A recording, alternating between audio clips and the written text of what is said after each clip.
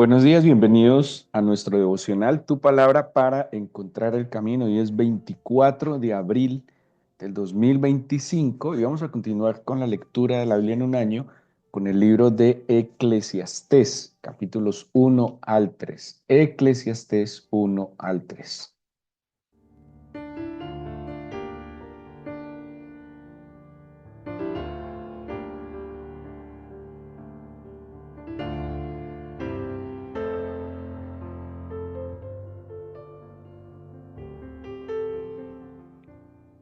Seguimos con el grupo de los libros que se conocen como libros poéticos o sapienciales.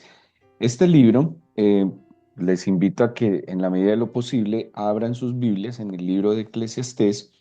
En la traducción de la Biblia al griego llamada la Septuaginta, lo traducen como el predicador, se llama Eclesiastés o el predicador. El nombre original en el texto hebreo es Coelet, y este Coelet viene de una palabra Kaal, que quiere decir asamblea o congregación. Así que este Coelet es una persona que preside una asamblea, pero también es como una persona llena de sabiduría, y por eso otra traducción sería coleccionista de oraciones o aquel que recopila sentencias. Habíamos hablado que los proverbios eran sentencias, dichos cargados de sabiduría, que se le atribuyen la mayoría de ellos también a Salomón. Y este libro, ya les voy a decir por qué, también se le atribuye a Salomón. Entonces, Coelet, que se traduce pues, desde la Septuaginta como el predicador, quiere decir aquel que preside una asamblea. ¿Cuál es la idea en general de este título o de la atribución de este nombre? De una persona sabia que está exponiendo a la asamblea o a la congregación esta sabiduría. Em, Se le atribuye principalmente a Salomón. Sabemos, por lo que la Biblia nos indica, que Salomón fue un hombre que sobresalió por su sabiduría y por el conocimiento.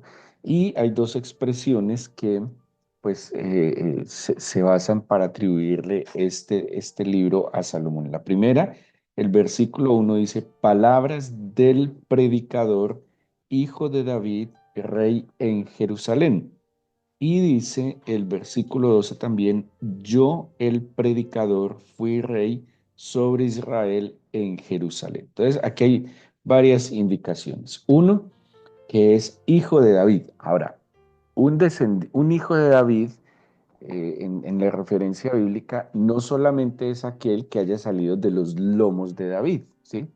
Eh, un hijo de David también se le podía decir a un descendiente de David en cualquier generación. Es más, al Señor Jesucristo le decían hijo de David, y literalmente, pues el Señor Jesucristo no era hijo de David, sino un descendiente. Entonces, podría decirse, y algunos dicen, que no necesariamente este libro es de Salomón, sino que se le atribuye a él, y, y que su escritura es posterior, por algunos temas de forma del lenguaje. Pero el versículo 12 dice: yo el predicador fui rey sobre Israel en Jerusalén. Y acordémonos que hasta Salomón, o sea, solo hubo tres reyes que gobernaron sobre todo Israel desde Jerusalén, que fueron Saúl, Salomón, perdón, en su orden serían Saúl, David y Salomón, ¿sí? Porque cuando Salomón muere y lo sucede su hijo Roboán, el reino se divide, ¿sí? Y cuando viene el hijo de Salomón a gobernar, él solo va a gobernar sobre dos tribus desde Jerusalén, y este reino se va a llamar solamente Judá, ¿sí? Y aquí nos está diciendo digamos, en una expresión autobiográfica, que él, además de que era hijo de David, él además fue rey en Jerusalén sobre Israel. ¿Sí? Entonces tenemos dos indicaciones, digámoslo, autobiográficas que apuntan directamente a Salomón. Pero no solo esto, hay otras situaciones o otros temas que va tocando en el libro de Eclesiastés que pues obviamente hacen pensar que su autor, si bien no su autor material, ¿sí? O sea, me refiero a que no necesariamente Salomón tomó pluma y papel, aunque en aquella época no existía el papel como lo tenemos nosotros, pudo haber sido un pergamino. No que Salomón necesariamente haya tenido que hacer eso, pero sí, este libro está y puede estar recogiendo sus expresiones, sus sentencias y, y pues como se conoció históricamente, toda su sabiduría. Ahora, con esto en mente, tiene sentido lo que vamos a ver en el libro de Eclesiastés. El libro de Eclesiastés va a manejar un concepto em, común en casi todo el libro, y es lo que dice el versículo 2 del capítulo 1 cuando dice vanidad de vanidades. En la poesía hebrea es muy común ese juego de palabras, donde por ejemplo cuando dice soñó sueños, a nosotros nos suena un poco redundante, ¿sí? Nos suena excesivo, soñar sueños. Uno diría, claro, yo sueños, sueños. La justicia del justo, ¿sí? Son expresiones muy comunes en la poesía hebrea y tiene que ver con, eh, con énfasis, ¿sí? Con darle relevancia a lo que se va a decir. Por ejemplo, el Señor Jesús en sus expresiones decía desierto, desierto, ¿sí? De nuevo, a nosotros nos puede parecer un poco redundante, pero esos énfasis tienen una intención pedagógica también, ¿sí? Una intención de darle mucha importancia a lo que se va a decir. Vanidad de vanidades. Jabel, jabalín en hebreo. Viene la palabra entonces Jebel, que quiere decir algo vacío o insatisfactorio. Entonces, miren, como encabeza eh, el libro, Salomón, atribuyéndole pues obviamente, la autoría, como así ha sido clásicamente, a Salomón. Después de presentarse, él dice, vanidad de vanidades, dijo el predicador, vanidad de vanidades, todo es vanidad. ¿Sí ven que eh, es un juego de palabras enfático? Y definitivamente lo que él nos va a exponer es una experiencia, ¿sí? Es digámoslo así, un conocimiento adquirido también por su propia experiencia, donde de alguna manera nos va a poner eh, en una balanza lo que es la vida terrenal y la vida espiritual, ¿sí? Y cuando se va a referir a la vida terrenal, va a hacer énfasis en esto que acabamos de leer. Vanidad de vanidades, dijo el predicador, vanidad de vanidades, todo es vanidad. O sea que el excesivo enfoque, la prioridad o más bien el darle prioridad a la vida terrenal se convierte en algo vacío e insatisfactorio. Si tomáramos esta definición, él podría decir algo así como insatisfacción de insatisfacciones. Todo es insatisfacción. Bueno, viéndolo de esa manera, o con la expresión vacío, vacío de vacíos, todo es vacío. Es una expresión bastante desalentadora, ¿sí? Donde se muestra el sinsentido de muchas cosas en la vida, de que pues infortunadamente así es, que el ser humano se enfoca demasiado en lo material, en lo físico, en lo terrenal, como nos lo va a hacer ver el predicador. Así que este es el tema principal que él va a desarrollar. Es un libro muy conmovedor en en sus expresiones. Es un libro que eh, tiene una conclusión extraordinaria. Hace como ciertas comparaciones entre la vida terrenal, pero también entre la vida espiritual que el Señor nos está ofreciendo. Si lo viéramos tal cual que Salomón es el autor de este libro, entonces tiene mucho sentido cuando sabemos lo que fue la vida de Salomón, que en otro momento lo estuvimos estudiando un poco, una vida de privilegios, ¿sí? Una vida también de excesos, porque Salomón experimentó excesos, una vida que tenía todo de parte del Señor allanado para que fuera una extraordinaria vida, pero que infortunadamente Salomón permitió que su corazón se inclinara a lo que él está expresando precisamente en el libro de Eclesiastés, a la vanidad de vanidades, ¿sí? A lo superficial, a lo pasajero, a lo efímero, a lo terrenal. Miren que se me viene la expresión que dijo el Señor: cielos y tierra pasarán, pero mis palabras no pasarán, ¿sí? Mostrando que todas las cosas que nosotros vemos, que tal vez consideramos prioritarias, son netamente pasajeras. Y sigamos leyendo un poco estos primeros versículos para que entendamos, vayamos entendiendo la expresión. Es como un legado que está tratando de dejar el predicador sobre su misma experiencia. ¿Qué provecho tiene el hombre de todo su trabajo con que se afana debajo del sol? Generación va, generación viene, mas la tierra siempre permanece. Sale el sol, se pone el sol y se apresura a volver al lugar de donde se levanta. El viento tira hacia el sur, rodea al norte, va girando de continuo y a sus giros vuelve el viento de nuevo. Los ríos todos van al mar y el mar no se llena. Al lugar de donde los ríos vinieron, allí vuelven para correr de nuevo. Todas las cosas son fatigosas más de lo que el hombre puede expresar. Nunca se sacia el ojo de ver ni el oído de oír. ¿Qué es lo que fue? Lo mismo que será.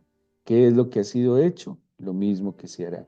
Y nada hay nuevo debajo del sol. ¿Hay algo de que se pueda decir, he aquí esto es nuevo? Ya fue en los siglos que nos han precedido. No hay memoria de lo que precedió, ni tampoco de lo que sucederá habrá memoria en los que serán después. Tenaz, de verdad, tenaz, porque estas palabras de hecho no suenan palabras muy alentadoras, es su experiencia, él tiene una experiencia, él, de nuevo, como les dije, y él lo va a expresar en el libro de Eclesiastés, ha vivido muchos excesos, ¿sí? Dice, él no se guardó de ningún placer, así lo expresa el mismo libro de Eclesiastés.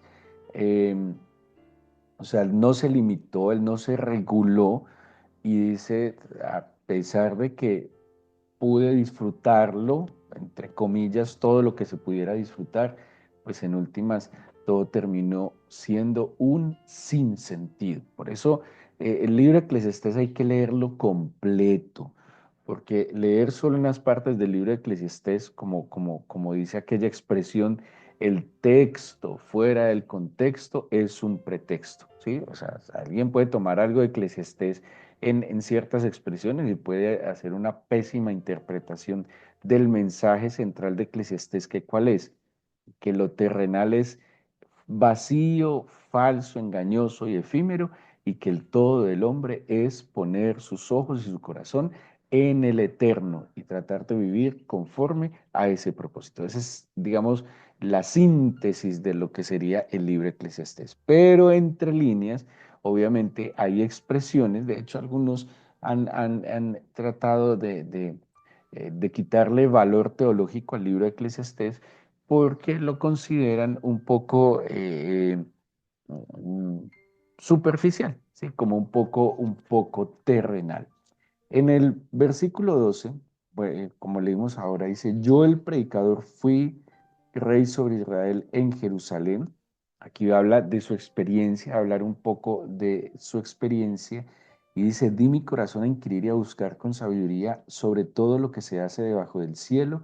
Este penoso trabajo dio Dios a los hijos de los hombres para que se ocupen en él.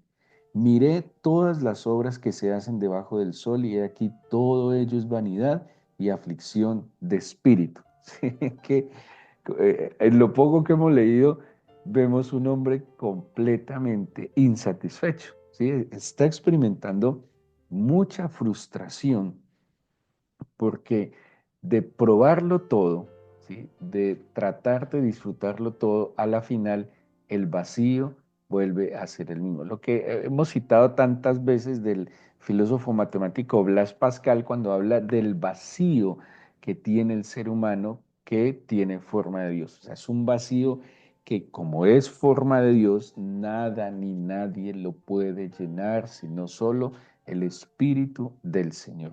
Pero hay algunas cosas más adelante, el capítulo 2 dentro de este mismo marco de su experiencia.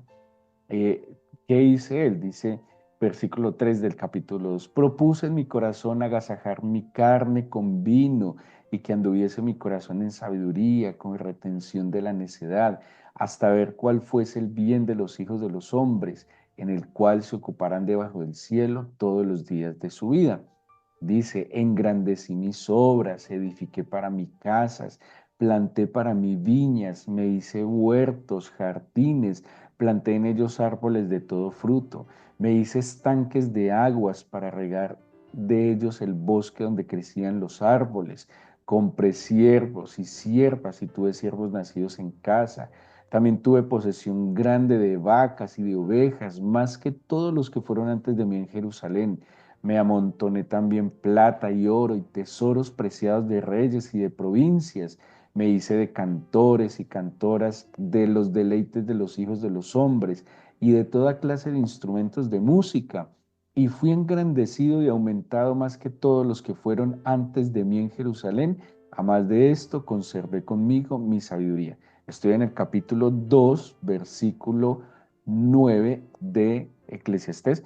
Esta es otra señal, dice que él se engrandeció más que otros antes que él, y según pues, la historia no ha habido un rey más grande y más poderoso en Israel que Salomón.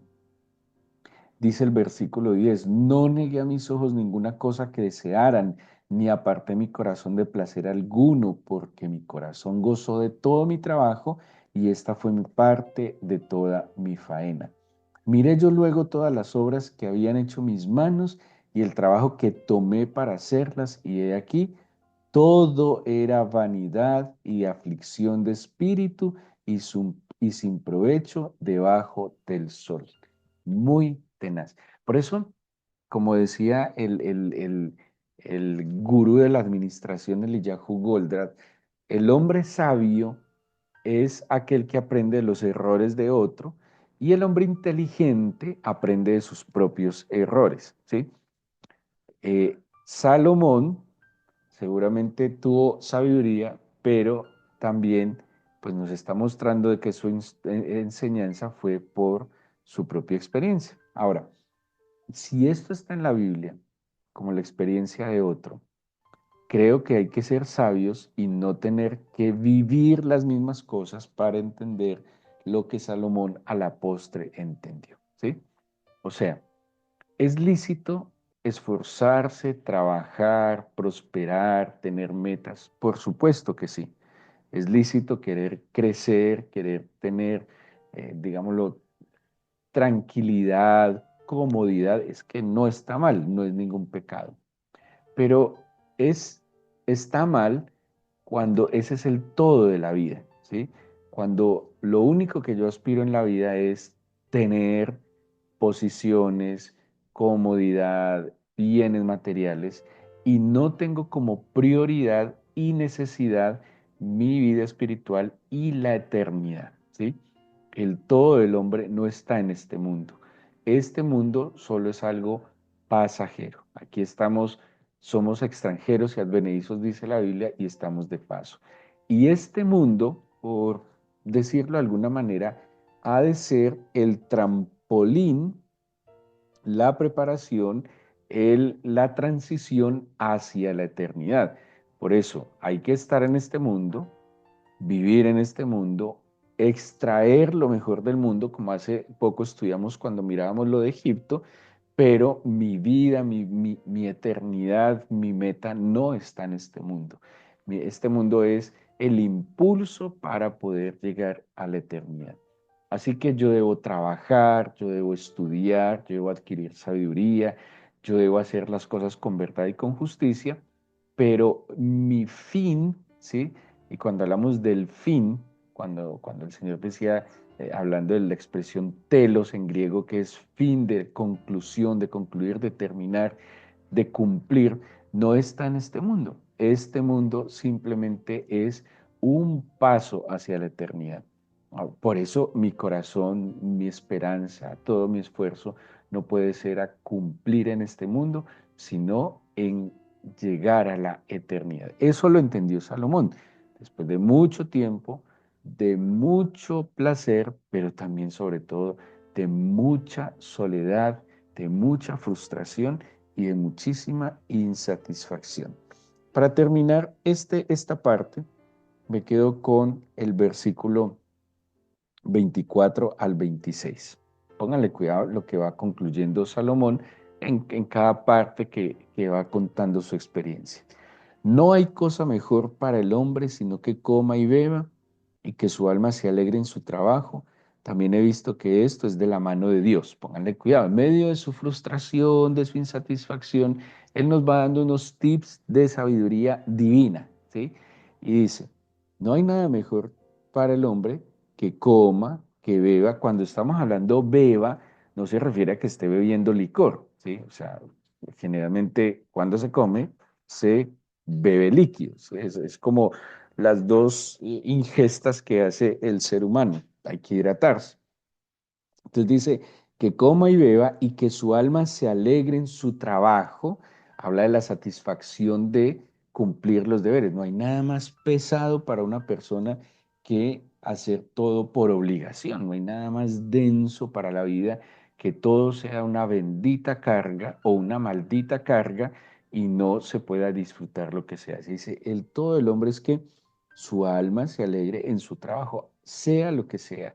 Haga lo que haga, hágalo con amor, hágalo con alegría, porque al fin y al cabo es el medio a través del cual el Señor le provee, ¿sí? Dice, ese es el todo del hombre. Y que también he visto que esto es de la mano de Dios. O sea, es un regalo de Dios que podamos comer, que podamos alimentarnos y que nuestra alma se alegre en el trabajo. Es un favor de Dios. Y dice el 25, porque ¿quién comerá y quién se cuidará mejor que yo? Porque al hombre que le agrada, Dios le da sabiduría, ciencia y gozo, mas al pecador más al pecador da el trabajo de recoger y amontonar para darlo al que agrada a Dios. También esto es vanidad y aflicción de espíritu. ¿Sabe qué está concluyendo Salomón? O el predicador está concluyendo que yo debo confiar en el favor de Dios y agradar al Señor, ¿sí? Que sea lo que sea que yo haga, grande, pequeño, mucho, poco, muy importante o poco importante, todo lo haga con agrado para el Señor. Así lo dice el mismo Pablo, hagamos todo para agradar y para la gloria del Señor. Y cuando yo hallo gracia delante del Señor, cuando yo soy agradable delante del Señor, dice que el Señor se complace en lo que yo hago y que incluso voy a disfrutar algunas cosas que pues generalmente eh, otros no podrán disfrutar, ¿sí? El disfrutar, esa sí es una gran bendición.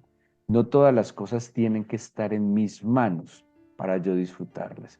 El Señor me permite disfrutar la vida en la sencillez. O sea, no son las muchas cosas lo que le da el poder deleitarse en la vida.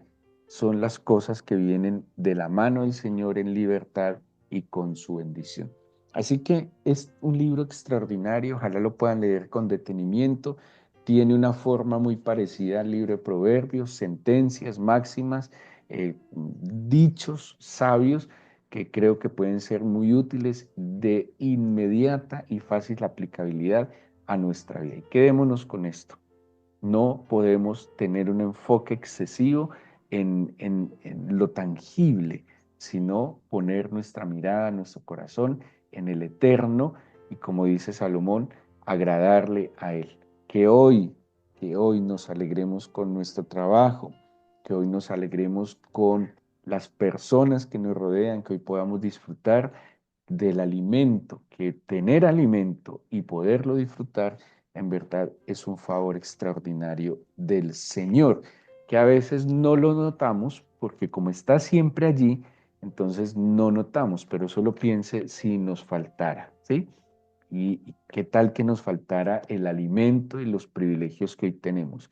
Así que como los tenemos, hay que agradecer y disfrutarlos con inocencia, con humildad y con mucha gratitud. Así que en esa actitud démosle gracias al Señor y pidámosle que llene nuestro corazón de Él, que cualquier tipo de vacío que podamos estar experimentando, el Señor lo llene con su presencia. Tú eres el único que puede satisfacer plenamente nuestra alma y nuestro corazón. Por eso te pedimos, Eterno, que por tu Espíritu nosotros seamos llenos de ti, de tu amor, de tu sabiduría, seamos llenos, Señor, de tu santa presencia y que lo que hagamos hoy, Señor, sea agradable delante de tus ojos y que podamos vivir con gratitud, con humildad y con el propósito, Señor, que tienes para cada uno de nosotros en este día. Te pido tu bendición, te pido que nos guardes, que nos protejas, que no nos dejes caer en ninguna tentación, que nos libres del maligno, que no nos haga mal, Señor, y con humildad agradecemos los alimentos que pondrás delante de nosotros. Te bendecimos y te damos toda la gloria, Señor, a ti, en el nombre de Jesús. Amén.